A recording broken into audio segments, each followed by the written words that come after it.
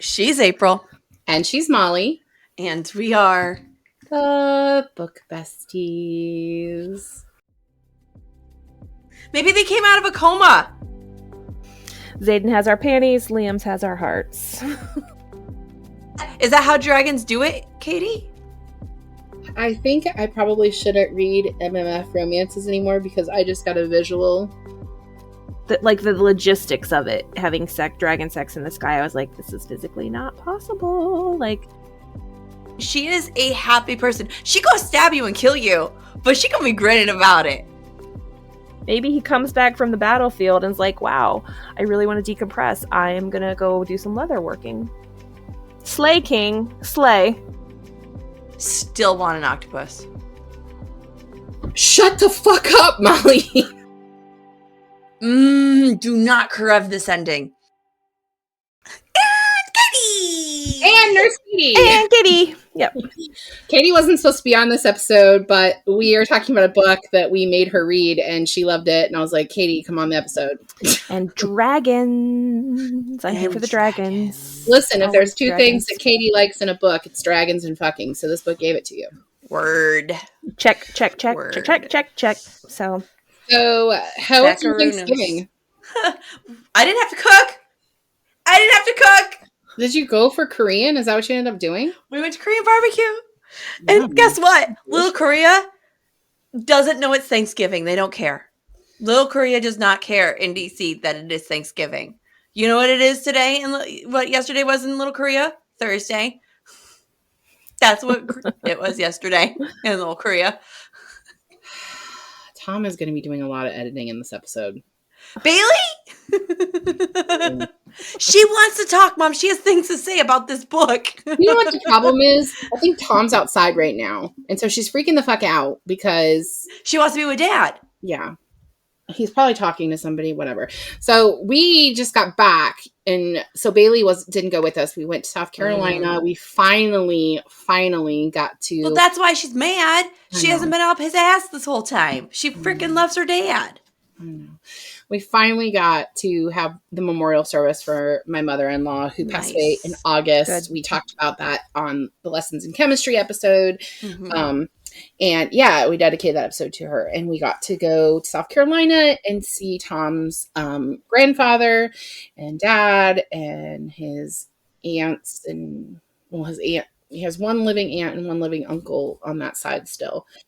And the boys hadn't seen great granddad since they were, I think, 6 and 3. So that's good. That's good then. Yeah. And I made a big Thanksgiving dinner for everybody on Wednesday, and we drove home on Thanksgiving. Then we realized that was a mistake because there was no food in the house and nothing was opened. Oops. How about you, Katie? I cooked an entire Thanksgiving dinner because my husband's sick. He has got a really bad, it's not a man cold, it's an actual cold. Steve really doesn't do the man cold vibe. Like, he won't stop. So when he does stop, he's like, sick as shit. Yeah.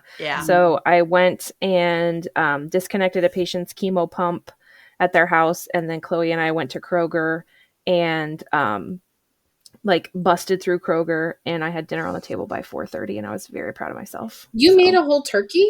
I made a turkey breast. So okay. It was I was a like, fresh there breast. were still turkeys available? Yeah, so there was a ton at my Kroger. There was a ton of turkeys, and there was a ton of, and my turkey breast was on clearance. I only paid like $12 for it. I was like, damn. But That's amazing. Yeah, I went to Publix on Tuesday. Tuesday morning. Actually, I ended up going to Publix 6 times in one day. Oh my God. It was really irritating, but I love Publix, so it's fine. I mean, Publix subs are bomb. Publix subs. There's nothing like it. Okay, anyway, so I was surprised how many turkeys there were too, and I was afraid I wasn't going to get it thawed in time. And Tom's like, "Why are there still frozen turkeys? They should all be thawed by now." And I'm like, well, "They don't just like throw them out, thaw unthaw. They're just put them back in the freezer. They'll pull them out at Christmas." Look, turkey still. No, we're slowly working on like Christmas gifts and stuff. And I have a beef. Okay. I have a major beef. And I know they're never going to sponsor us, so I can fucking rant here. Converse. They may sponsor us. No, they won't after this fucking rant. Great. I went through the whole process.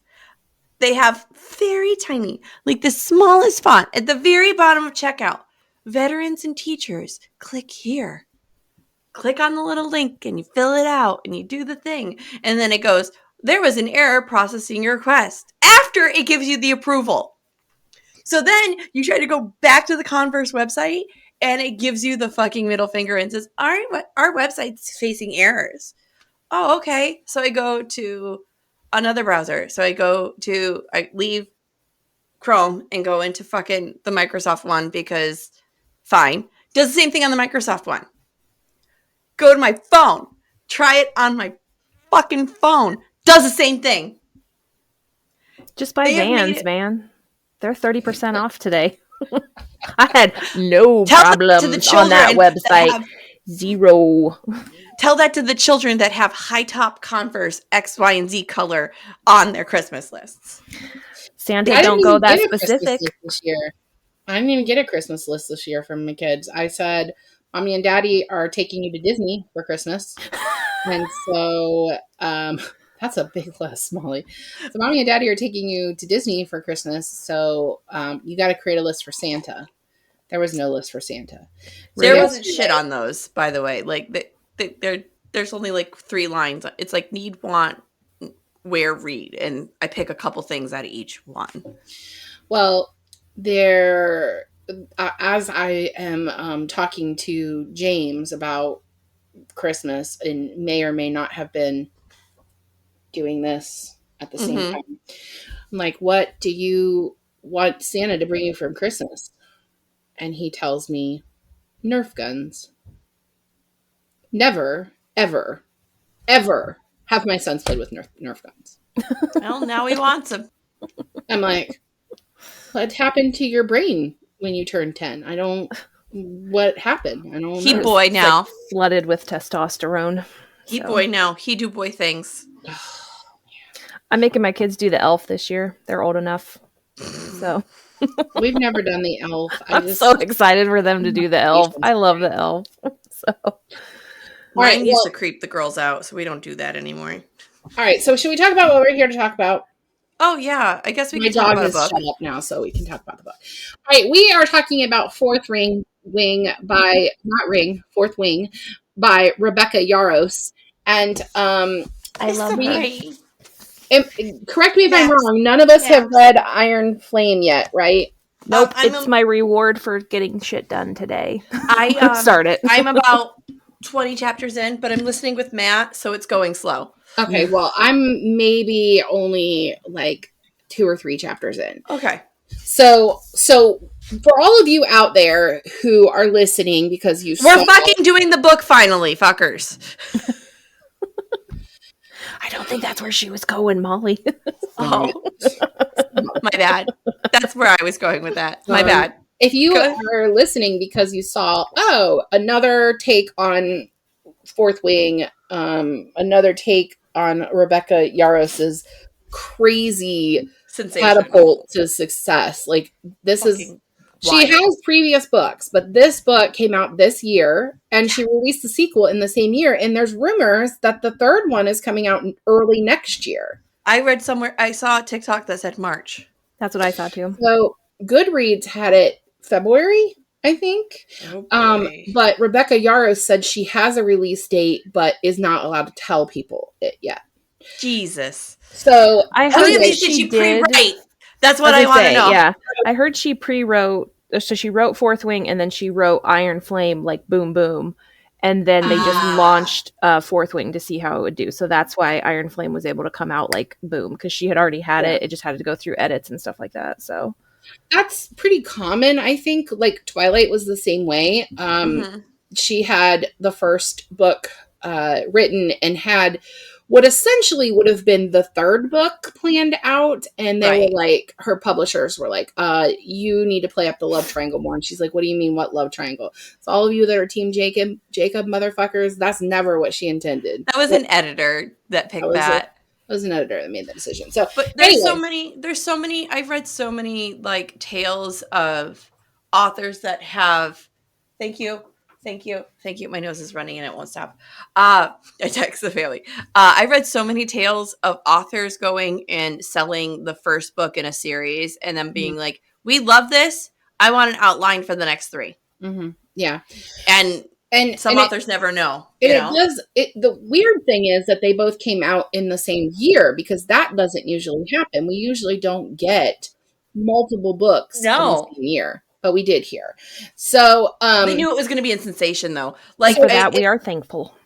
Yeah. Like as soon as you start this is a new thing for this publisher. They don't usually do fantasy. Mm-hmm. So this is kind of new for them, and it's obviously been successful. So if you are joining publisher, even TR, who's that? It is an imprint, and it is Red Tower Books. It's RT. This is their first actual launch for this imprint. Yeah. This is like the first launch of this imprint, so like they did good picking. We think. So far. We've heard rumors and so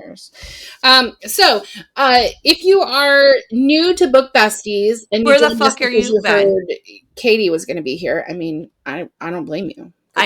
Look at her. She's spectacular. No, literally. The bestest. My sister, who has a very drastic different reading selection than I do, said, "Oh, what are you doing today?" And I said, "I'm going to film the pod with the besties." She said, "Oh, what book is it?" I said, "Fourth Wing, Dragons and Shit." She's like, "Pass." I'm like, "Yeah." What? She hates fantasy. Fantasy. So my friend Florida Megan, I was like, "Do you like books with dragons?" She was like, "No." And I we just had a baby, so social media and things like haven't really been a priority to her. So I was like, "Well, have you heard of Fourth Wing?" She's like, "No," because she's like, in mom mode. So I'm like texting her what it's about, and she's like, "That sounds terrible." And I was like, "It's not. It's amazing." And she's like, "No." And I was like, "No, it's spectacular." Okay, fine. Megan, it's spectacular. Listen, Megan is, as far as I know, the only person who follows us that has read every book. So even I can't claim that. Yeah, so she doesn't read them in order. Like, she doesn't listen to the episodes in order, because she reads the books, and then and she got a little behind because baby. How dare you make a baby? Yeah, how dare you procreate? She is very cute. So anyway, so if you are joining us and you're new to Besties, we give spoilers. We don't usually do that when a book is new. However, with this book here, we're going to go ahead and do spoilers. And the reason is because this book is everywhere. If you're on Book Talk at all, you scroll once and you're going to hit a spoiler. Yes. I mean, I ordered this book. I ordered this copy from Amazon. I thought I was getting sprayed edges. I thought I was getting the fancy one. No, I was not getting the fancy one. I still paid a shit ton of money for it, and it was back ordered for like a month and a half, which is why I pre-ordered Iron Flame. But there are so many people talking about this book, so it is a saturated market. We're going to do it anyway. If you haven't heard of Fourth Wing, have you been living under a rock? How was space? How was space? Did you bring back any fun presents? Like, listen, I was about to say that I want to know where these people are, because I want to get off. We do have a medical professional with us, so just talking all over me. Maybe they came out of a coma. We have a medical. Shut the fuck up, Molly. I wanted to say that I want to get off the grid like these people, but Megan just had a baby, which is why she's not heard of it, and I am not doing that again. No, thank you. No, thank you. Motherfucker. Okay. I'm babied out. So I'm going to do a synopsis, okay? Yes, please. Okay. All right. Are you going to shut up, Molly? Okay, good. Violet Sorrengail may be the youngest daughter of the fearsome dragon rider General Sorrengail, and the sister of the late war hero Brennan and the up-and-coming Myra, but she was born fragile and weak-boned, making her much more suited for the life of a scribe, like her late father. But when Mama Sorrengail calls rank, literally, and orders Violet to enter the Riders Quadrant at Basgiath War College to train to be a dragon rider, she must learn to turn her weakness into strength in order to survive the deadliest of all the quadrants in Navarre. Myra recommends the best way to survive is to find Violet's lifelong friend, Dane Atos, who is second year and a squad leader at Basgiath, and to absolutely, by any means necessary, stay clear of the great traitor's son, Xaden Rorson, who holds far too many grudges towards the Sorrengail family. Along the way, Violet makes an enemy in Jack Barlow, who is frankly an ass. Yeah. Very much so. Worst human ever. Becomes best friends with Rhiannon Matthias and Liam Mari or Maury. I don't know. Mari. Okay. Said it Mari in the audiobook. It's spelled similar to native New Zealanders. Anyway, and find love in a hopeless place. I had to. Oh, and becomes an incredibly powerful rider with not one but two dragons. Magically. This book, oh my gosh, this book becomes incredible. Sorry, I lost my place. It's freaking everywhere right now. So if you're joining us to hear what this book is really worth, the hype, please know that this episode absolutely contains spoilers. Now you've been warned again, so we're not going to warn you again. All right.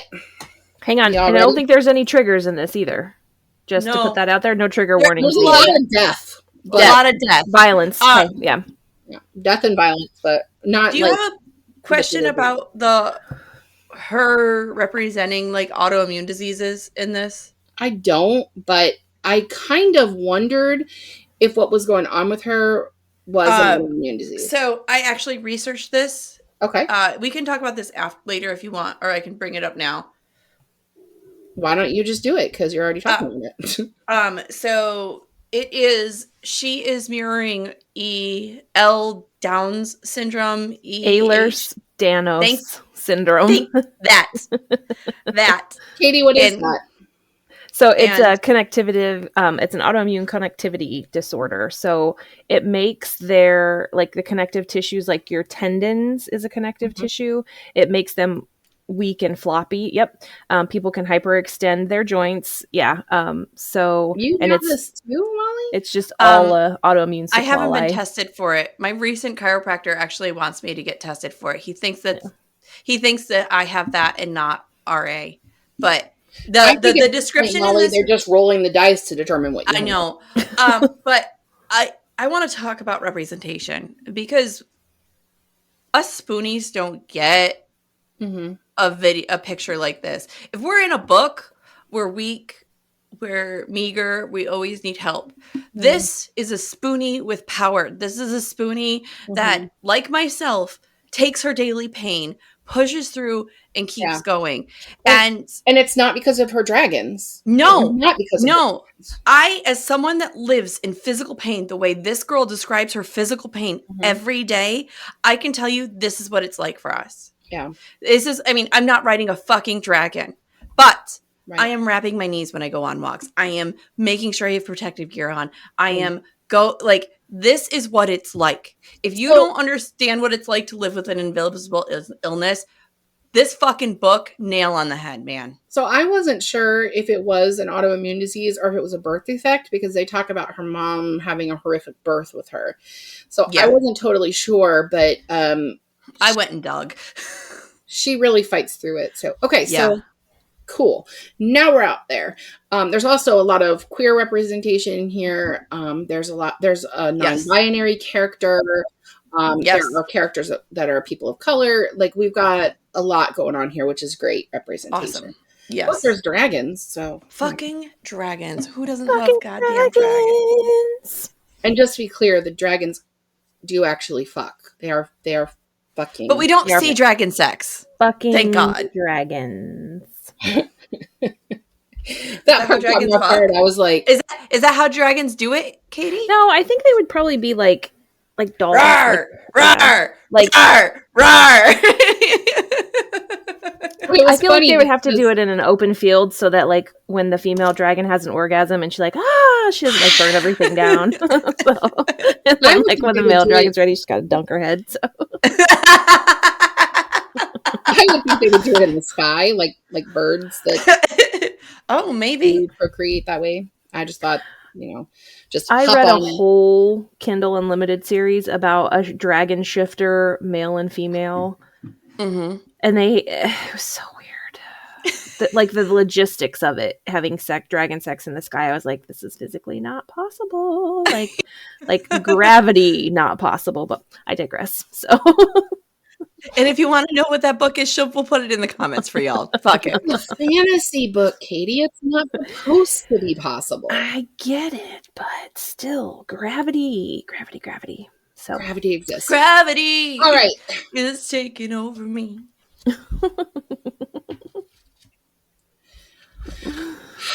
Question number 1. Okay, so 48 seconds in. has become a phenomenon this year on social media, selling out in every store for months at a time. In a surprising publishing move, the sequel, Iron Flame, came out only 6 months after this one. The book has a 4.64 rating on Goodreads. So, is it worth the hype? Yes. Yeah. Yeah. Absolutely. 100%. Right. I mean, are there parts of it that are really predictable and cliche? Sure. Yeah. As soon as in the best ways. Yeah. As soon as her sister was like, stay away from Zayden, I was like, oh, that's the guy she's going to fuck. Yep. And Tom I literally said that out loud as I was sitting on the couch next to my husband. And he just kind of looked at me and I was like, oh, it's the guy she's supposed to stay away from. He's like, yep, they're fucking. And lovers. We're here for it. There's several moments in this where it was very predictable for me as a writer, but and a reader. But I was like, oh, I'm so glad it went that way because I don't like in this book the predictable things are what made it so good, right? Like, right. And here's the thing: there are a lot of things in this book that draw on other things and are predictable because of how much we read. But I've said this before. I don't read the Well Met series, Ali Hazelwood, because I want something that's unpredictable. I want a formula. Yep. I want to enjoy my book. Right. This is a fantasy book that did a lot of world building and very smartly so. I don't even remember if I have a question about this in here, but I love the way that she built the world using those little like excerpts from love like that. their laws. That was the journal entries and whatnot. Yeah. And that was a clever way to do it without having to like stop and explain it. And we read a book for Pod, and now I can't remember what it was, but they like stopped and explained it. And I was just like, this is annoying. Like put it in the story. It makes me think of the one I complained about the most was the selection. How we didn't get histrionics for the selection until like halfway through the book, and the only reason we got it was because they were in a classroom setting. Yeah. Right? And that is, well, I love the selection. It was just a hard force of shoving in history. This, she was like, here's a little information. Here's a little information. It reminded me of the Hunger Games movies because they do that. They throw that little excerpt in there. And it happens more than just at the beginning. There's like these little excerpts throughout that are decrees from the government. And that's sort of what I saw here. And there was one that really caught my eye, which is that General Sorengale refused to go to the execution of Zayden's parents. And that got downplayed a lot in this book, so I think it's going to become more important in Iron Flame. I thought so too. I was like, ooh, she knows something. All right, let's go into the second. Did you guys have anything else to add to that? It's worth the hype. I gave it worth the hype. Did you give it? What did you guys rate it? I think I gave it 5. I can't remember. I'm probably going to give it a 4.5, 5. Okay. When I do my rating on Goodreads, I'm behind on my Goodreads ratings. It's like so fulfilling to my OCD to like go into Goodreads and write the review and mark it off my list. See, I don't do the reviews. I'm just like 4 stars, 5 stars, move on. Yeah. So I am very close to finishing 100 books this year. I'm so jealous. I've never done 100 books in a year before, and so I'm really trying. So much so that I downloaded a book from Kindle that I don't have a Kindle. I don't have Kindle Unlimited, and I downloaded a book that was MMF, and it was like a Christmas book, and I found it on TikTok, and I don't know what else to say. Without this episode getting marked explicit. It was porn. That's all it was. But you read another book. I read another book. You read. A win is a win. Reading's a win is reading. a win. A win is a win. I said what I said. All right. There are so many things about this book that seem familiar. Like we've talked about, you have a reluctant hero. You have enemies to lovers. You have the unknowingly being on the wrong side of history. You have the dead parent. You have the traitorous friend. Even with all the familiarity, did you find the story to be original? Yes and no. Okay. Defend it. There were several times here I was like, that is 4 from Divergent. That is Katniss from Hunger Games. Oh, that look, is it's literally the American Ninja Warrior arena. Yes, like there were several times where I was like, really? You're doing this? Mm-hmm. This is a choice? Mm-hmm. And like, so there's those. But once, like in the beginning, not Dane. The one that we're supposed to stay away from. Xaden was saying something, and it was just like 4 in Divergent when he's like got her cornered and he's like, you need to watch your back. You know what I mean? Mm-hmm. And I'm like, gross. This is just like page for page, kind of the same vibe. Mm-hmm. And then we move on, and all of a sudden it diverts away from that, and it's its own book. And I was like, okay, you just needed the structure. You just needed the Legos for this. You got it from here. Does that make sense? So, respectfully, as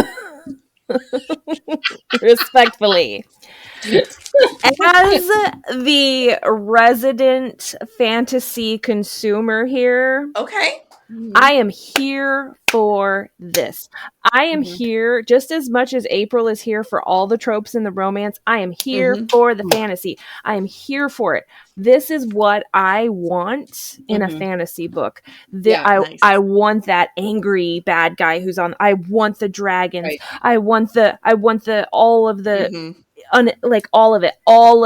I want that, and I want, because in my brain, all of these different universes, this world, Sarah J. Maas, all of them, they're all in the same universe in my brain. So to think about how these different things, maybe these characters, maybe he is a descendant of 4 and that's why you're seeing it. And, or, Diversion is how many thousands of years in the future, or, maybe everything with Sarah J. Maas, this is on just a completely different continent, but this is going on there because there's dragons in this and there's dragons in that. So I am here for it. So respectfully, I do too. Fuck you. No, I'm not saying I'm not saying it's right. I'm not saying what you're saying isn't a good. Like, I'm here for the dragons. I'm here for all that original content. It's more of the, like I said, the building blocks, right? The basis of it. She had to have the idea from something. It's fine. So I'll take it. So I didn't find the book to really be original either, but I really liked it. And here's the thing. Last week we talked about Remarkably Bright Creatures, which was a pretty original concept for a book. Right. Main character is an octopus. Still want an octopus. You can get one, Molly. Like, it's just get one, okay? Yeah, tell my husband that. I was say Matt's 100% on board. I'll text him later. Please do. Go right. So that story was an original concept. Yeah. However, I didn't like it. And so I know that we run a podcast in which we talk about books and we give our opinions about books. But the truth is that even as an English teacher, even as a librarian, I don't rate books on how well they're written. I rate them on if I like them. Yeah. I liked this book. Did I see similarities to other books? Yes, but I liked all those books. So whatever, I don't care. There were things that reminded me of Red Queen, and I did not don't come at me, but Victoria Aveyard, I want to enjoy Red Queen. The first book in that series was just so amazing, but the rest of the series for me was terrible. The fourth one was like, I wanted to gouge my eyes out. I finished it because I had to, but I read that one on audiobook because I was like, that's the only way I'm getting through it. It was bad. And so she has a new book series, Realm Breaker, and it's horrible. I DNF'd the first one. Okay, good. I was like, all right, come on, let's do this. Red Queen was amazing. New world. Nope. DNF'd. I was like, that woman can write the end of a story very well, the end of a book very well, but she cannot write the middle. So, anyway, that ruins everything. One of the things that reminded me of this was like the love triangle, and the only difference was that Dane and Xaden were not brothers, but they have even similar features. One of the brothers and Red Queen is lighter hair and blue eyes, and the other one is dark hair and dark eyes. And it's just, there was those similarities. Also, Red Queen I read before all of them were out, and it was so disappointing. So I'm terrified that the series will not stand up. But at the end of the day, I liked the book. Yeah. Same. I liked the book. I like Twilight. It's terrible. It's awful. Twilight's disgusting. Like, I love it. Vampires don't have sperm. Like, yeah. I mean, they just don't. They don't. They just don't have sperm. They don't. And the Selection series has a lot of plot holes. Like, for one thing, why? How the fuck do the rebels keep getting in the castle? Like, you need better guards and better castle. Like, what the hell? They have a key to the front door. Your security measures are lacking. Seriously. Well, that's what happens when the code for the door is 1, 2, 3, 4. 1, 2, 3, 4 pounds. Star. Oh, by the way, I saw something the other day that was like, type in this, and instead of saying pound 1, 2, 3, 4, they said hash 1, 2, 3, 4, and I was like, no, immediately no, hard pass, immediately no. Go find an elder millennial to tell you how it is. Go right now. Go find them. It was on daytime TV, guys. So hell to the nah. What is happening? Okay. Dane and Violet have been friends since childhood. So she's kind of always possibly been interested in him. And he may also share those feelings. Were you surprised to find out that he wasn't the friend he claimed to be? And when did you start to turn on him? Pretty much as soon as Xaden came in, I was like, okay, we're done with Dane. As soon as the guy with the brown eyes enters the room, I'm like, boy. So I think for me, like, as soon as they introduced, like, as soon as you could see that little bit of spark in Violet, she was like, oh yeah, to Xaden. I was like, Dane's the asshole. So well, for me, the struggle for me with it was, you could see instantly she gave him brother vibes. She's like, oh, I love Dane so much. Just here, though. That's it. I want nothing more than this level. And I was like, you don't want him the way you think you want him. I think he was just the only one that was around for her to be interested in. Exactly. And as soon as I realized he was a rule follower, and I was like, oh, he's not going to pick you, kid. He's always going to do what he needs to do to take care of himself first. Like, as soon as he started being the rule follower, I was like, he's not going to pick you. He's never going to pick you. You're never going to be first, girl. The first time I said fucking Dane was when he tries to sneak her out and into the scribe quarters. I mean, that was the first time I was like, this fucking guy. Like, just like the first couple of chapters in. Yeah. You're like, dude, like, she's here. Instead of being like, oh, my poor little shrinking Violet. Oh, you poor little thing. Let me get you out. I would be like, let's go, bitch. You are here. We got to go. Like, pet, and Jack is like, she got him in his balls. Like, yeah. Like, what I saw there when Dane started doing that, and I remembered her dad was a scry and her mom was a dragon rider, I was like, oh, he wants a wife. He's securing his future. He's not thinking about what his friend needs. He's thinking about his future partner and wanting to make sure that the woman that he's going to procreate with is safe. That's the only thing that man was thinking about. His future. Submissive. And submissive. Yep. Yeah. So. He has to be in control. I turned on him pretty early too. And I mean, first of all, anytime there is a man with the blue eyes, it's a no for me. Immediately no. I like the dark eyes and the dark hair, and that's what I married. So, I won. Anyway, so I have a toy. I have a vibe. So, she's like, I have a type. It wasn't that he was trying to protect her. He was trying to control her. Mm-hmm. He put her in his section because he can watch over her. That's bullshit. Yep. It's bullshit. Mm-hmm. And the first time that he admitted that he would never break a rule for her, I was just like, yeah. Dunzo. I'm sorry. That's the end of that. You need a body, but you need a shovel buddy. You need a shovel buddy. Mm-hmm. You know what I mean? Someone that's always good. You know what? I'm bury the bodies. Oh, okay. That makes more sense. I was like, a shovel body. We're not going to talk about this on a camera because one day we could be prosecuted for this. So my friend Amanda is my shovel buddy. He saves lives. He saves lives. I'm a shovel buddy. Yeah. I'm the person that's in the morally gray area. I'm the friend that's like, well, it's going to take care of this and I'm not going to ask a lot of questions about it. So the running joke between me and my friend Amanda, when because our husbands are like BFFs, and then she's like one of my really good friends too, is we'll just text each other. I have the tiller on the tractor, or do you have the tiller on the tractor? Because we're just going to put him in the garden and till him under. So that's just like code that like husbands. I feel like there are other ways that you could kill him that no one would ever find out. Well, we're not going to talk about those in a public forum, but yes.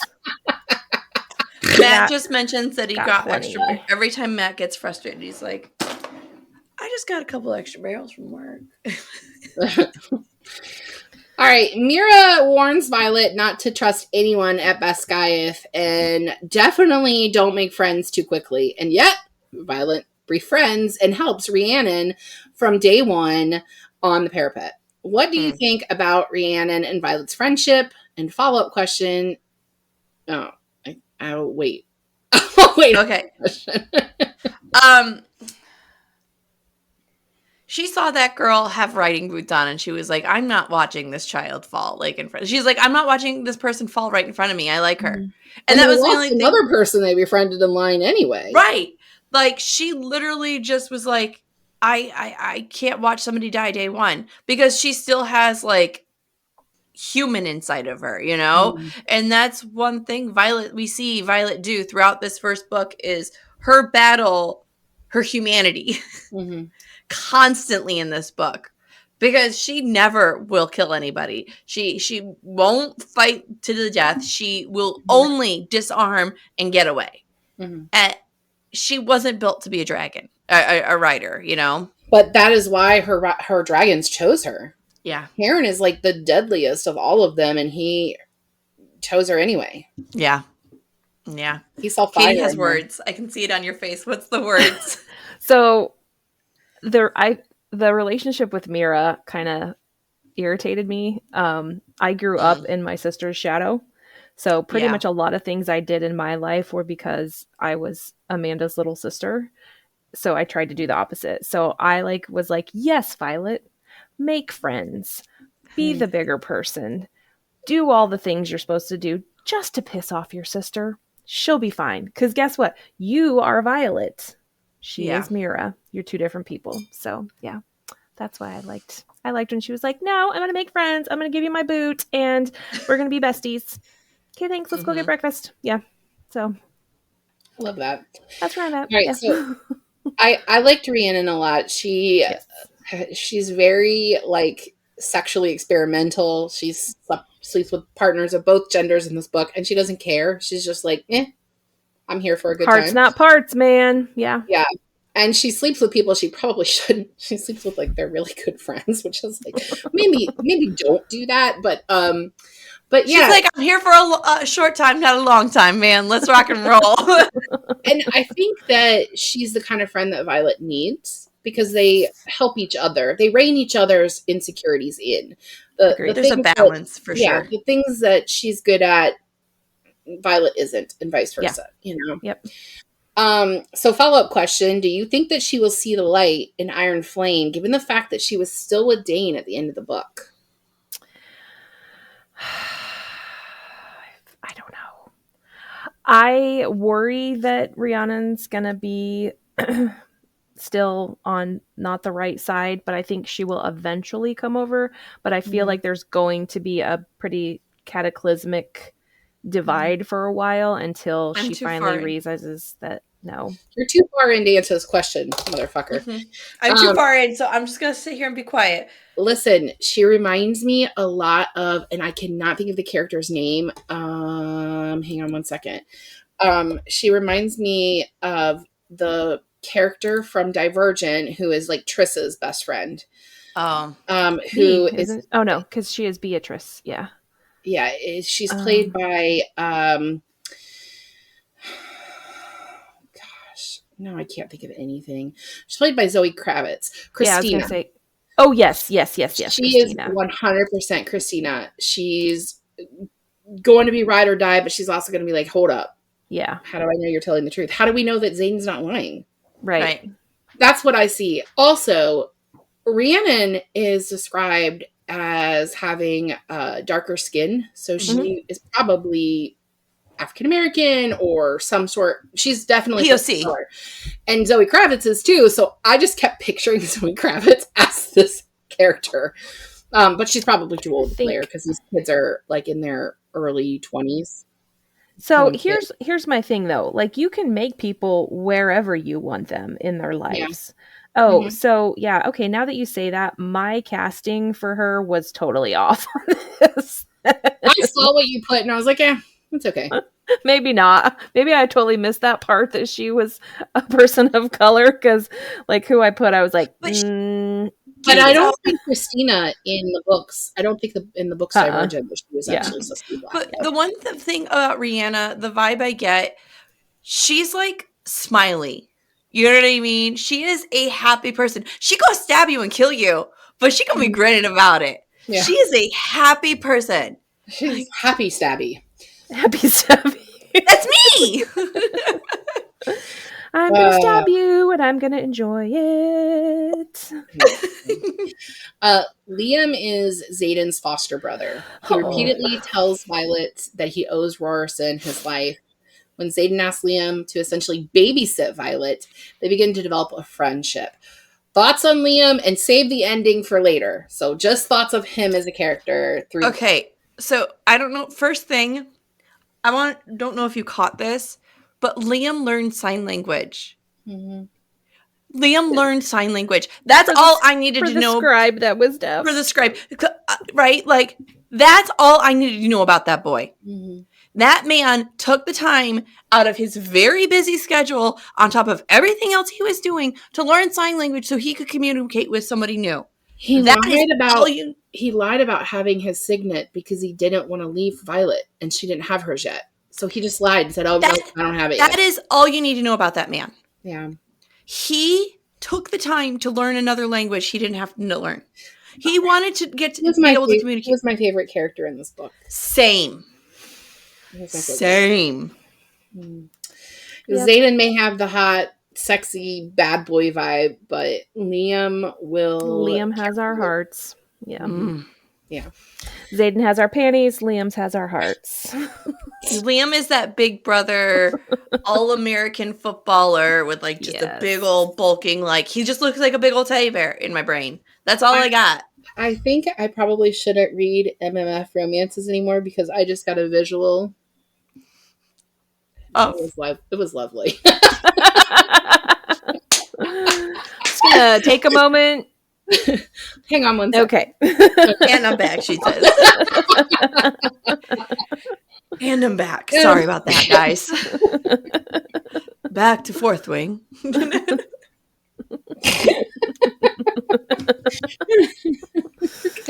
Seriously, I don't want to mark this explicit. All right, Jack Barlow has been out to kill Violet since the parapet, and there is no logical reason for this. This guy is just an asshole. His hatred continues to grow as she protects Andarnia and bonds with Taryn. What the fuck is up with Jack anyway? Was this character actually necessary to the story? I think he's the precursor. Go ahead. Okay. No, you go first, because I'm going to say things. I think he's just the fuck that guy from this book. Just like, fuck that guy, man. Like, God. So, yeah. There's a lot that have it's a setup. That's what I'm going to say. It's a setup for Iron Flame. Okay, because well, you don't tell us then. Shut your mouth. But that's what I'm saying. Like, I think the only reason he was necessary is because she needed to have a first kill.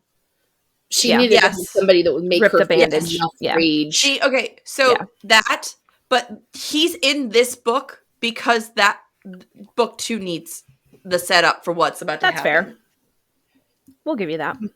Okay, well, then we'll just move on because I don't want you giving me spoilers. I haven't, and I kept my mouth shut. I was a good girl today. Mm-hmm. You know what? Fuck you guys. Not even respectfully. You can't bell us. Like, right. you bell books. You can't bell us. Like, that's not like every week these days. Any of this works. You can't bell us. I do what I want.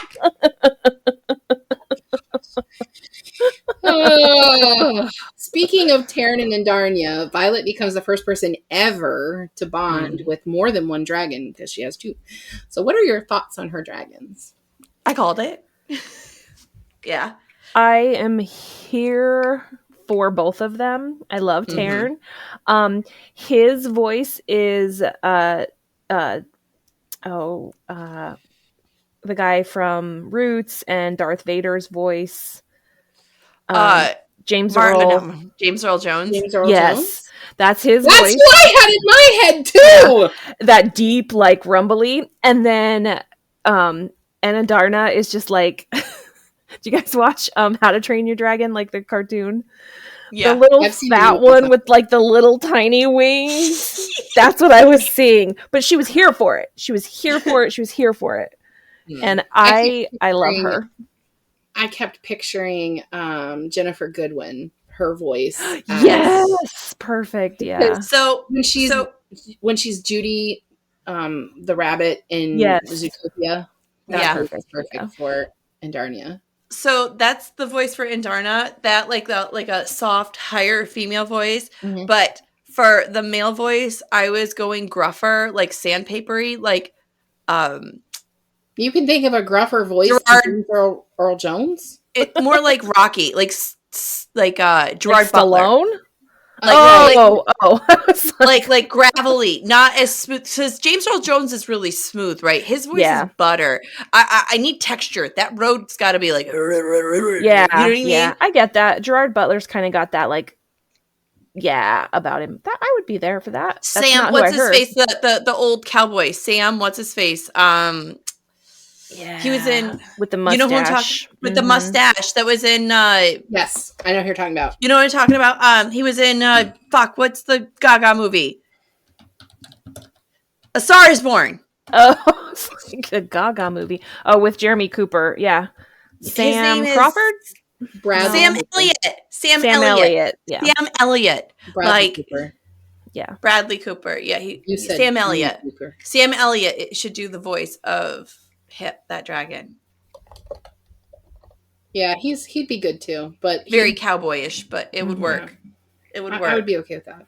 Oh my god! I just had a total epiphany on who should do it. Please tell me. Have you guys watched Outlander? Like watched Outlander? Yeah. Murtaugh. Murtaugh. Yeah. Yes. That would be a good voice. Too. That's now my voice when I pick up Iron Flame. It's going to be Murtaugh. Okay, sorry. Nice. Go ahead. Yeah. So, I love that we get to learn more about like the younger dragons because Andarnia is actually a juvenile. But I love her enthusiasm. And I kept picturing this like wispy, like high pitched voice when Violet goes to say her dragon's name is Taryn, and Darnia goes, and in Darnia. Yeah, yes. that's pretty much how the audiobook goes. And in Darna. She goes really high up. It's like a 5-year-old toddler that likes to wear the frilly dresses all the time. Uh-huh. I'm here. You know what I mean? That's the voice and the vibe in the audiobook is I'm here. Everybody is like, I'm here. I also kind of figured she would bond with Taryn, especially because he becomes the dragon that like Jack is like, I'm gonna get him. That's gonna be my dragon. And then like that's not the kind of person that he wants to bond with. No, because he's already grumpy. He doesn't want to be grumpy. He's picking somebody that's the opposite of him. Balance. So Molly sent me a thinker too. Like you can tell that. You know how some animals you're like, that animal's a thinker. Taryn's a thinker. Yeah. Yeah. Molly sent me a TikTok video that was like this little girl. I can't think what movie it's from, but it's a girl who's being like driven around, and it's her like singing. Oh yeah. I saw that. Where it's like the two Asian guys in the front. Yeah. And every night. And it's like Taryn listening to Andarnia and Violet. Yeah. I'll share it in the links. I'll put it in the links. It was very funny. That one. It was very funny. It was Andarnia riding underneath them. That was pretty funny. Yeah. Yeah.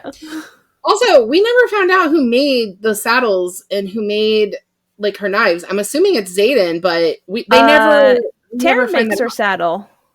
No, Taryn makes the saddle. He makes, but who he helped manufacture it? He helped design.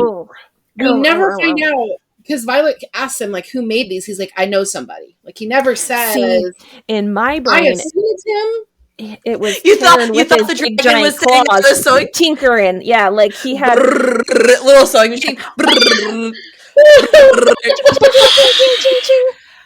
Yep. He's heating it to seal it up. Puffing it out with his wing. Yeah, that's. I guess even dragons who made it. And Darna's sitting need there. Hobbies. And Darna's sitting there trying it on for him. Oh my gosh.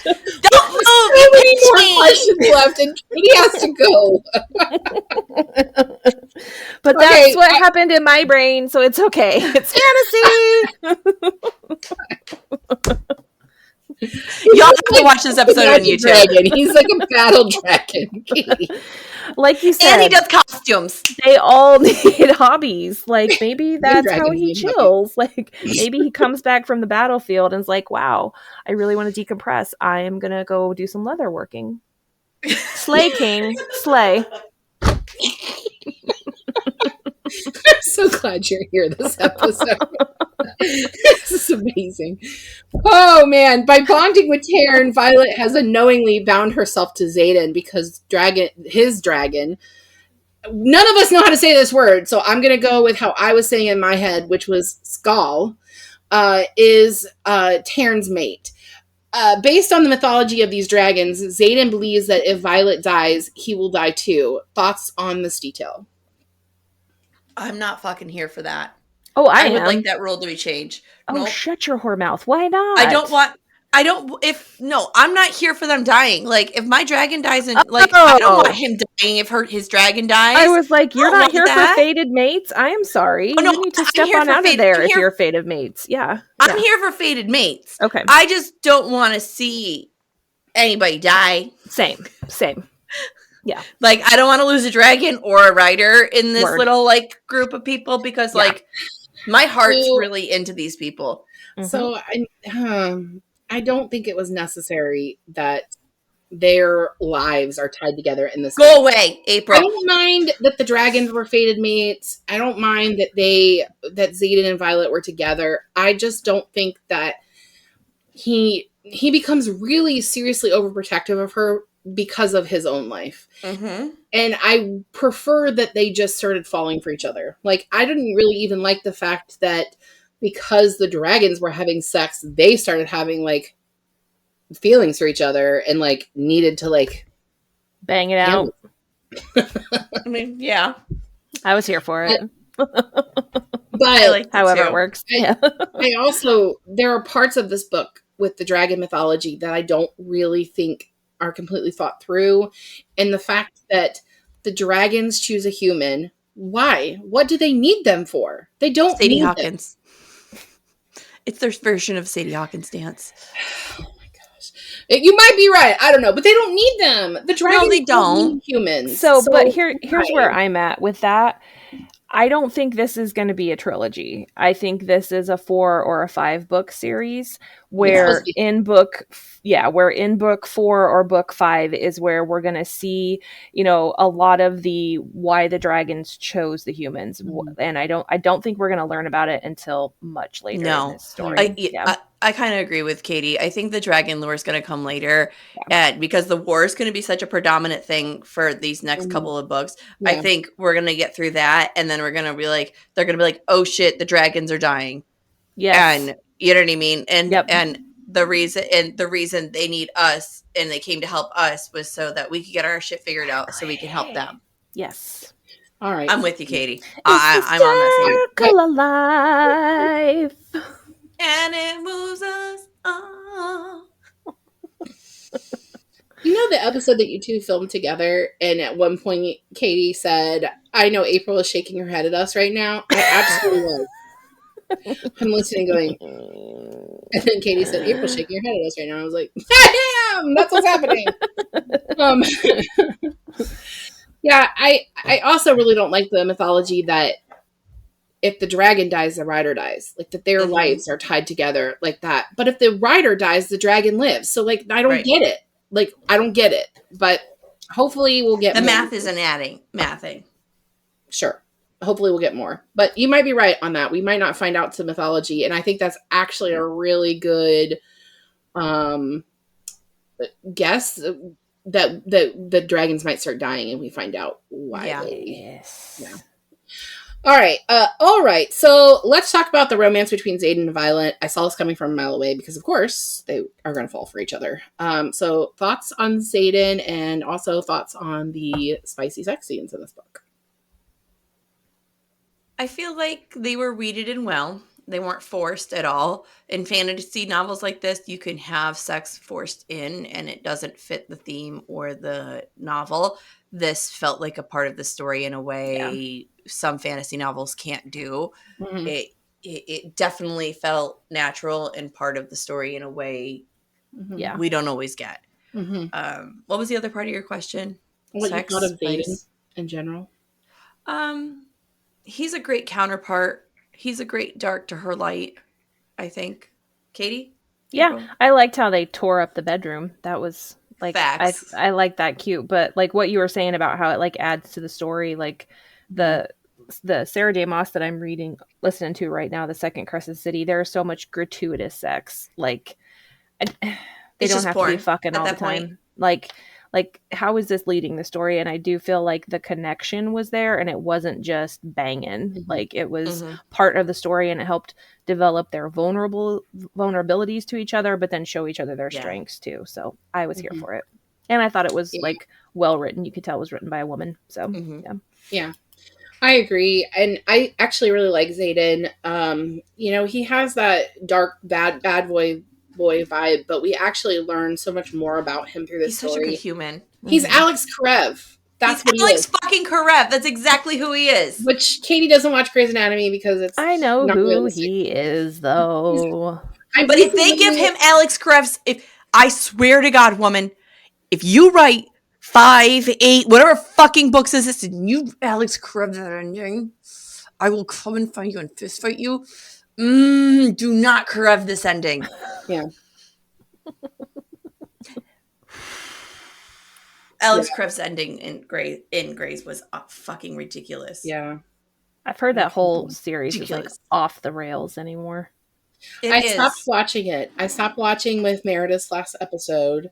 And it is pretty off the rails. And I started rewatching the series from the beginning while we were in South Carolina because there weren't a lot of options. And I couldn't read more porn. It just seemed like a bad idea. So, but I I decided I will stop with either when Arizona and Callie get divorced or when Derek dies, which are the same season. And that for me is when the series went bad. Kaput anyway. It was bad after that. It never bounced back. So anyway, but yeah, I liked him. I agree. I thought the spice in this book was well written. Krev's a good like example of him though. Mm-hmm. It's a great example of it. Yeah. Mm-hmm. All right. So bonding to a dragon gives the rider minor magic abilities, but it also gives each rider a signet power. Dane can read minds by touching a person's face. Xaden wields shadows, and Violet wields lightning. Violet's first kill is Jack, which is frankly a relief. So what do you think about Violet's ability? It's not what she wanted. And I liked that. Because she was rooting for something more, she was rooting for something more low key. She was hoping to be a healer. Yeah, she wanted to be like her brother. That's where I was getting. Yeah, she was hoping for something low key. And for her to get the lightning, it rolls into that violence, right? It rolls into her darker side, the side she doesn't feed into herself, the side of herself that she's doesn't embrace. And I think that's also why she was bonded with Taryn, because it's a part of herself she doesn't touch and she doesn't fuck with. So for her to get that, it's her stretching her arms. It's her going out and going, oh yes, I'm finally free, like she just has to hold on to it. Katie? I think just to figure it out, a lot of it, it's something that she wasn't ready for, so she has to like realize what it means to her as a person, because she was supposed to be a scribe, and then so she thought her powers were going to be something, like Molly said, low key. I could see her getting powers like something with plants because of how she does like all the plant stuff. So when she gets this, she like has to figure out what having this strength and knowing what it does for the squad too, like, so I think she's gonna have a lot of growth where she's like, okay, this is what I got, let me be an asset instead of just some wild cannon. So I was not surprised about her ability because Xaden is controlling dark. So of course she was going to be controlling light. It was so cliche. So predictable, but I didn't mind because of like what you both said. Like, she needed to find a power inside her. She has been her whole life weak, and the way that she was beating people was through poisoning them. Like, she was basically cheating, but there are no rules in this quadrant. So I mean, there's no rules except for no killing people while they're sleeping. Right. No killing people while they're sleeping. I think what I liked too was, so in Shadow and Bone, she's like the sun summoner. So it's more like she does it. She controls this. She summons this. Whereas Violet's it's lightning. It's raw. It's energetic. Like, she has control, but she doesn't. And I think that slippery slope of, and they talk about it like how she can only strike, a mile away and then half a mile away, and how she gets more control of it. But it's still just this raw power. And I think she's going to come into it and just be like a badass with it. Yeah. And I can't wait for it. I'm like here for her. Yeah. Lightning is so destructive. I mean, it's incredibly destructive. Yeah. It's also impulsive, right? Like, it's super sporadic. And so it's a great metaphor for her anger, right? Because she doesn't always have control of her anger and her temper. Right. Yeah. All right. So let's talk about the ending. So it's been a very long time since I've been completely hooked by an ending. It might be since ACOTAR. Katie and I finished Silver Flames. Court of Silver Flames this summer, and I think the ending for that really roped me in too. But I don't really know how to like actually break this down into questions. So I made a list of like the key components that I saw from the ending, and we're just gonna talk about them individually if that's okay. Yeah. So the first one is Xaden is a traitor. Violet learns Xaden has been helping the Griffin Riders by giving them weapons. Dane stole Violet's memory that Xaden had been sneaking off, and basically now Xaden has to reveal the truth to Violet completely. Thoughts on that? I was more mad at Dane than I was at Xaden. Dane. It was a fucking Dane. I was more mad at Dane. I was Yeah. more mad at Dane than anything else. Like, I'm pissed at him for lying, but girl, you're in a brand new relationship. You need to calm the fuck down. I don't tell people everything when I first meet them. I don't. Like, I get this was pertinent information, and yeah, she has every right to be pissed because he took her into this world without forewarning her, but he's allowed secrets. This is a pretty big motherfucking secret, Molly. This is like... But if he knew, if she knew that, she could go down for it too. Or she could go right to her mom and pull the rug out of all of the work he's been doing. And he's not a bad guy. Like, sometimes the resistance isn't a bad thing. Like, but I feel like him hiding this from her is him not trusting her with her own decisions, with her own thoughts. It's him doing what Dane did. It's protecting her, but it's protecting her in a different way. Yeah. And it's not something that she needed. She's a lot stronger than he was giving her credit for. But that's one of the themes of this book. Nobody believes Violet can take care of themselves. Mm-hmm. Right. Yeah. Welcome to my world, Violet. Welcome to my world. I just have a big issue with it too, because I feel like, if I were in her shoes, I would immediately think the reason that he hid it was because he really was planning to fuck me over and get his revenge on my mom. Like, that's what it looked like. That's fair. You know? Yeah, that's fair. I mean, that's a valid way to feel, for sure. For sure, from her side. I just see both sides of it. I mean, I also wasn't really surprised. I have a coworker who's already read this book and had... somehow got lucky and was the first to get Iron Flame on Libby from our library. Yeah, I don't know how she did it. She doesn't either. She's like, I don't know what I did. And Magic. So she was listening to Iron Flame and almost finished it with it when I was about halfway through Fourth Wing. And I said, I see this book ending one of two ways. Either there is going to be something where we find out that Xaden was completely betraying her and Dane was right all along, which seemed very unlikely because the popularity of this book made me think that was too easy. Yeah. The second thing that could happen was that Violet finds out that all she knew was a lie and that Xaden has been on the right side of history all along and that she hasn't been. And that's what ended up happening. Yeah. But again, that's Divergent, right? That's what happens in Divergent. It's also what happens in The Hunger Games to Katniss in Mockingjay. She finds out that she's still being used by the government. Mm-hmm. So, anyway, but my coworker absolutely just kept a completely straight face and was like, interesting. And then good for her. She's like scurrying away. All right, so Venom and Wyvern are real. Yes. Dun, dun, dun! Violet discovers that her father's book of stories was illegal and actually it was factual. In fact, helping stop them is the very thing that got all the quote-unquote traitors killed and their children marked with the relic. Now Violet must decide to help Xaden and the others protect innocent lives or fly back to the safety of the wards and keep living like nothing has changed.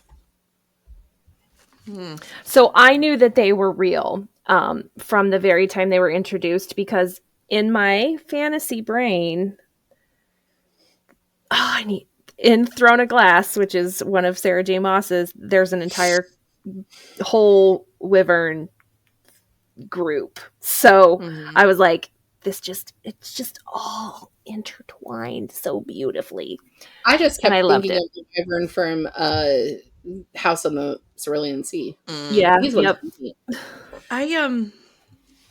It's fantasy, man. Of course there's going to be more, man. There's always going to be I knew it was going to be real. It was very much the Hilary Duff movie, Cinderella story, where the book falls open and she gets the secret message from her dad that's like the will that he actually left everything to her. That's fucking what this was. I knew from jump. Like, your dad is obviously trying to give you a hint. He's been reading these bedtime stories to you your whole fucking life. He knows that you're the digger, the truth seeker, the person that's going to try to figure... Of course it's set up for that. So wait, do you want to hear my theory? I've been saving it.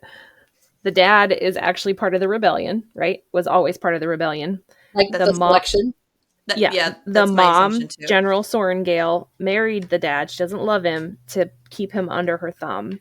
That's why the big at the end isn't too far of a stretch. So that's interesting to me, because I could not figure out why Governor or General Sorengale would be so hell bent that Violet isn't going to be one of those scribes. Right. When you married one, like, that makes sense.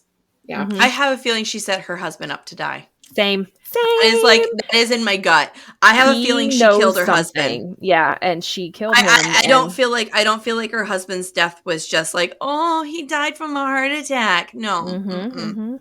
Something fishy's going on.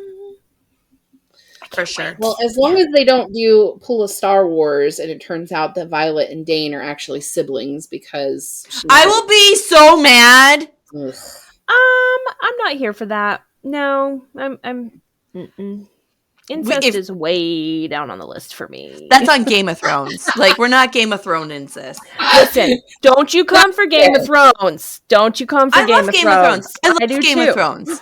I just don't want to be Cersei. You know what I'm saying? She's my favorite character. She sleeps with her brother. She's evil incarnate, and I love her. Lena Headey is my hero. So, sorry, go ahead. When a dragon dies, the rider dies, and this is what happens to Liam. Bullshit. It's bullshit. Tried. I had to put my book down. Yeah. I was so mad. I had been having a lot of pain that week, and so Sam thought I was in pain. So he's like, "Mommy, do you need an ice pack? Do you need your heating pad? Do you need some water?" Yes, I do. And Tom goes, "She's not crying because of pain." I was like, "The pain is real." It's a knife to my soul. Oh man, I applaud Rebecca Yarros for the courageous decision to kill off a character that so many people loved. Yes. She knew what she was doing. She knew what she was doing. Mm-hmm. She knew what she was doing, because I bet you as soon as she wrote that scene, she surprised herself. Mm-hmm. 2, I bet she sobbed every fucking time she had to rewrite that and re-edit that, because that fucking shit fucking hurts. Yeah. Oh my God, it hurts so bad. It was smart though. It's war. And it's just people die in war. Like, and beloved people die in war. Yeah. Yep. And are we going to talk about the end? Can I jump ahead a smidge? It's coming up. Cuz like Liam, what happened to Liam I had a thought that attaches to the ending. Okay, well, hold that thought. Got you. All right. Violet drains all her power by throwing lightning bolts to kill the Venom. She is near death, and Xaden decides to further break the secrets of Tyrande and take Violet to the surprisingly intact capital to a healer better than any other. I have not said who that healer is yet. What did you think about Tyrande actually not being destroyed? And called it. Yeah, It's Valaris, which I'm here for. It's this protected city. It's where all of this is. If you think a rebel rebellion ain't happening, like it's here. It's here. We saw signs of it. It's District 13. It's 13, exactly. 13. Like you can't not all this communication that's not being told in writer's brief or whatever the hell that's called. Yeah, the vagueness in the briefs, and the more vague the briefs were getting, I was like, bitches, come on. Going on. Yeah, for sure. Violet agrees to help Xaden, but not to trust him with her heart again. It's okay. You will. Don't worry about it. It's fine. We have another book. We got this. This is a 5-book series. I won't give it You'll be fine. Y'all will go apart. Then you'll come back together. It's fine. You're fated mates. It's fine. Go do what you need to do, boo boo. Go do your rebellion. It's fine. We'll get back to the eggplant. No worries. You're good. Yeah. The eggplant. It's fine. Surprise! The healer is Brennan, the long thought dead brother of Violet. Welcome to Evolution. Okay, I called this during Liam's death. I need this noted. First and foremost, I can pull Matt in. I was super fucking stony pants. And Liam's dying, and I'm sitting there crying, and I go, heal him, and she can't, and she's like, you can feel her trying to call for this power, and I go, her brother's still alive, and he goes, why would you say that right now? And I go, if she can't heal him, and she can't save him, that means he's still alive. The author would not make 2 healers in one family. Mm-hmm. And he goes, I hate you sometimes. That's really bad. Yeah. That to me was very Red Queen. Yes. The main character of Red Queen, her brother is still alive and he's part of the revolution. So I was like, he's going to be alive. Yeah. Mm-hmm. But even though I saw it coming, I still really enjoyed this book. I did too. Yes. I did too. It was spectacular. Here's the thing. If you're somebody that doesn't read as much as the 3 of us do, like if you don't read often, this book is going to surprise the hell out of you. So definitely read it because it's good.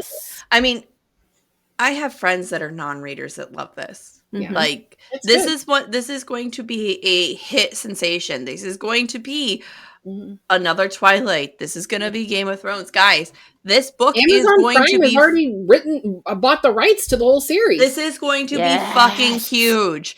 Everybody is going to be talking about this book. If you have not picked this book up yet, just skim it, yo. Like, because everybody and their brother is going to be talking about it. Yeah, it's a everyone. It's a phenomenon. Sure. Yeah. All right. Controversy with language. So this book is being bashed a lot on TikTok right now. So in addition to being praised.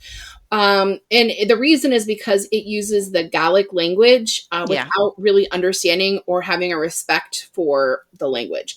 Yeah. So can this controversy outweigh the popularity? And is it okay for authors to manipulate language this way? It's fantasy. So part of me says yes, but then the other part of me says, you should at least try. Yeah. Like you should have a pronunciation guide, I think was one of the biggest things. Like I'm here for the maps. I love the maps. Thank you for the maps. Mm-hmm. But I do think a pronunciation guide because then you could quell some of that controversy of what languages you're pulling it from. It ultimately is a fantasy world, so you can make up whatever name you want, but do a little bit of homework and like give some credit where credit's due. So, and I don't like the fact that she's been interviewed and she doesn't know how to pronounce them. That irritates the shit out of me. Yeah. Okay. Girly. So yeah. As the resident writer, language is important in your book, out of your book. How we use it, how we construct it. If you're going to be inspired by, one, we need to acknowledge it, okay? Mm-hmm. The reason we get these inspirations is because absolutely, dragons definitely did live in Ireland and Scotland. You can't convince me otherwise. That place looks fucking like it belongs to the dragons. 2, it does. It fucking does. 2, like, I get using something from elsewhere. And I get wanting to manipulate it and make it your own. Mm-hmm. But she's ignoring it. You can't ignore this. Yeah. You know what I mean?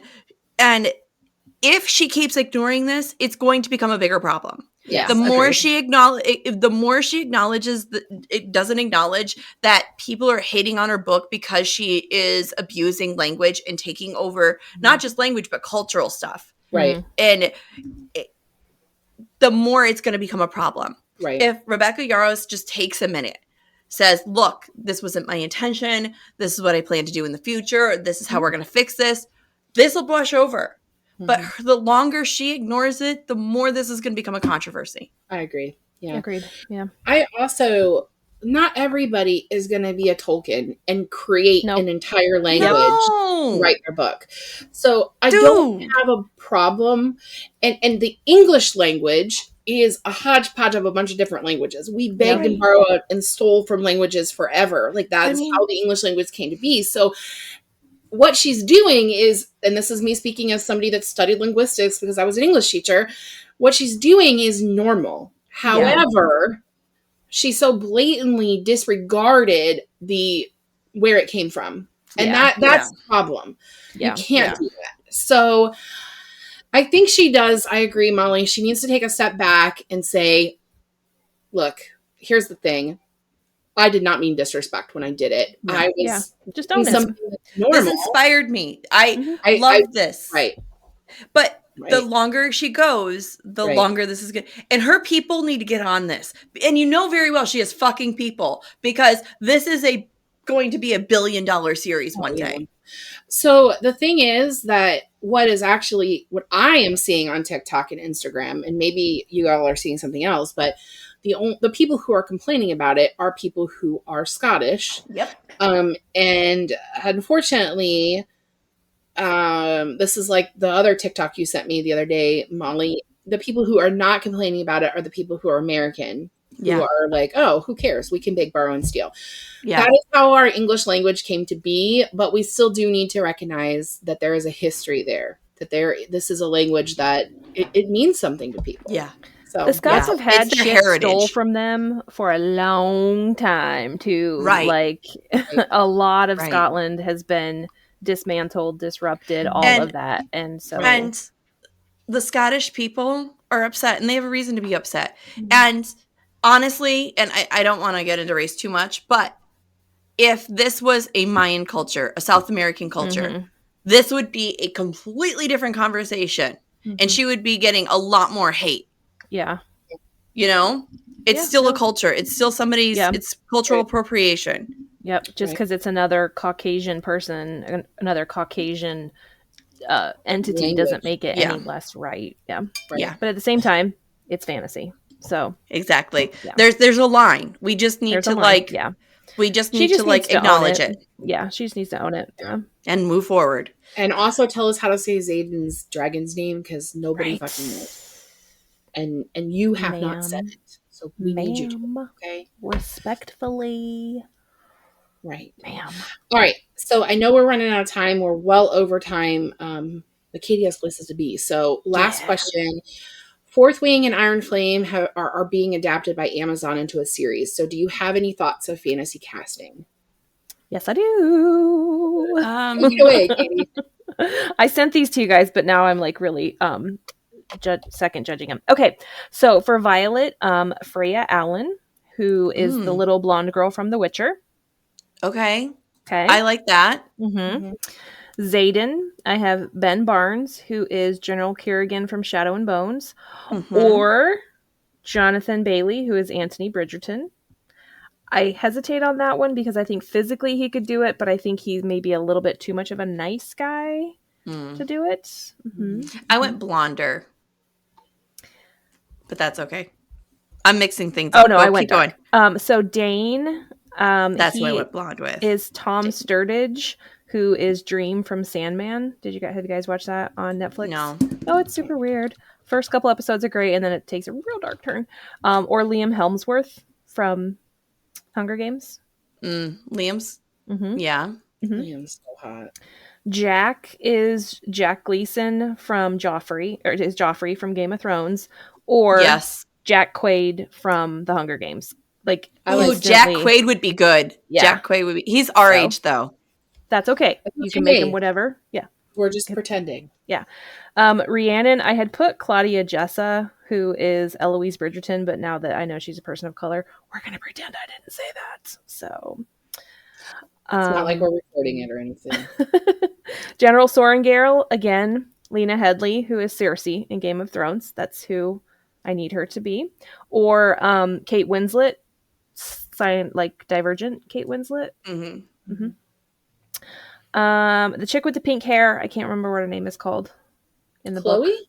No, it's the one that teaches her to fight. Yeah. It's not Chloe? No. I don't know. Keep talking. I'm listening. Okay. So the girl that plays Allison Hargraves from the Umbrella Academy, she could also be Rihanna. She's African American, amazing. Her name is Allison Raver Lampin. Mira would be Natasha O'Keefe from Peaky Blinders. Do you guys know who she is? Oh, she's so good. She's like this little tiny petite blonde, but she is vicious. Like, she'd be so good. And then Liam, I said Patrick Gibson, who is Nicholas Lansov in The Shadow and Bones. Nice. Nice. The only one person I had is, did you guys see watch the show Bold Type? Mm-mm. So Aisha D from that would be Rhiannon for me. She's got like these little chipmunk cheeks and this big curly hair. She's a beautiful woman. I still think that Zoe Kravitz would be great. I know Zoe Kravitz would be good too. Oh, I love her. Who you just said? Me, Aisha D. Yes. Yeah, she would be great. Yes, with the hair. She would be. Yeah. Mm-hmm. I didn't cast everyone. And she's sexually fluid. She would play sexually fluid really well too. Yeah. Like, I didn't cast everyone, but for Violet, I think Peyton List. So she plays Tori on Cobra Kai. And yeah. Yeah. No, I like her. She is no, absolutely not. Now that I see her, do you know she was on Jessie? Peyton List. I liked her on there was a show on Paramount Plus she was on where she was a ghost. That was really good. I can't. She's too young. She's the right little girl in Jessie. School Spirit. That's it. Right oh, I loved her in Jessie though, and Bunk. And also from Cobra Kai, I think Tanner Buchanan, who plays Robbie Keane, I think he would be perfect as Dane. Nice. Ooh, yeah, I'm here for that. Mm-hmm. And what is the name of the guy that plays the Darkling from Shadow and Bone? Ben Barnes. That guy for me is Xaden. That's General Kerrigan. Yeah, I think he's the Darkling. I'm here for it. But I think he would. Oh, he's so hot. It's the and yeah, that's basically all I thought about. Really, I think Rhiannon would be Zoe Kravitz. Yeah, younger. So, anything else we have to add? I don't. You want to talk about next week? Yeah, but you know what, Molly? I just realized I haven't even put up a reel for us a carousel for us for next December. month. Yeah, and it's almost December. I probably should do that today. Okay. I'm looking for the book. By the time this comes out, it will be up. So we are going to be reading. Give me 1 second. Piper has the book. So I do not have our first December book, but it's Royal Holiday by Jasmine Gilroy. I'm super excited for you. I don't know why you're making me reading another Jasmine Gilroy. Because this is a mature romance. I like it. I do not want to read another one of her books, but I will do it anyway. And then we are reading One Day in December because I thought the cover was cute. So it is cute. I bought it. And we are going to wrap out the month, the season, the year with Katie coming back and hosting us reading In a Holidays by Christina Lauren. That looks so cute. I have not read a Christina Lauren yet, which is crazy. Like, they are the writing duo of romance, and I haven't read them. So, yeah. I'm excited for it. And then I'm excited too. And then we're going to be on a break. And we will be back. We're going to take a long break, guys. We're not actually going to come back until February. So we earned it. Yeah, we're taking another month off. These shorter seasons have just been better for our mental health and our stamina in reading because it's hard to read all these books. It really is. I'm actually writing again. Right. And we are going to Annapolis Book Festival again this year in April. So definitely, if you're going to be in that area, come and see us. Hell, schedule a trip. It's a nice festival. It's a great book festival. The whole thing is free. There's amazing authors that are there. We don't know who's going to be there this year, but there were great authors. Always is. Be there next year, but there were great authors this year. So there always is. Yeah. So I'll get a carousel up. So before this episode comes out, there will be a carousel because we're totally got our shit together. It's fine. It's fine. I'm fine. Everything's fine. Exactly. Anyway, I think that's everything. So we'll see you next week, besties. Bye. Bye. Thank you for joining us on Book Besties. Don't forget to like and subscribe. The views discussed here are those of April, Molly, and Nurse Katie, not those of anyone else. Today's book was Fourth Wing by Rebecca Yarros. Your Book Besties are Molly Biggs and April Watkins. Editing by Thomas Watkins, and music is Sleep Sweetly by Brigida. Don't forget to follow the Book Besties on Facebook, Instagram, TikTok, and YouTube. If you'd like to contact the Book Besties, please email us at bookbestiespod@gmail.com or visit our website, bookbestiespodcast.com. Until next time, besties, get lost in your favorite book.